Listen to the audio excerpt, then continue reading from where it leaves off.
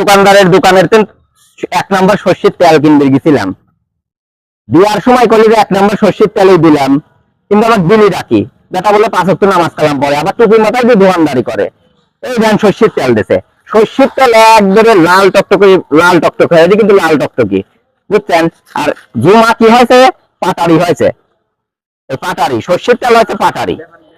যাই দোকানদারে ক্লিয়ার দেয় দেই। চাচা আসসালামু আলাইকুম। ওয়ালাইকুম আসসালাম। চাচা আপনি কেমন আছেন? আলহামদুলিল্লাহ, আল্লাহ ভালো রাখছে। চাচা যে কালকে আপনার সরিষার তেল নিয়ে গেছিলেন, বললেন যে 1 নম্বর খাঁটি। 1 নম্বরই তো দেশাল।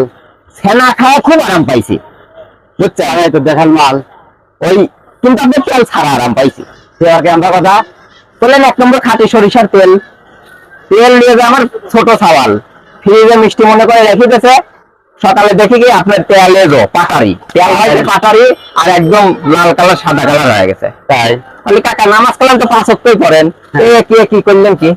আরে বাবা, এখন মানুষের এত পরিমাণ সাদা দেওয়ার পরে মানুষের হাত জমা যাচ্ছে, এত তেল, এর গ্যাস তেলের দোষ। আরে সাদা সারে হাত জমা গেছে, সেই কারণে সর্ষের তেল সাদা সাদা কাজ জমা আসছে।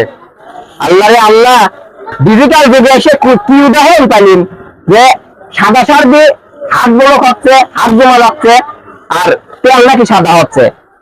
আপনারাও এরকম সাদা লাল তেল কিনে নিয়ে সাদা বানাবেন, আর মিজান দোকানদারের কাছে খালি আসবেন।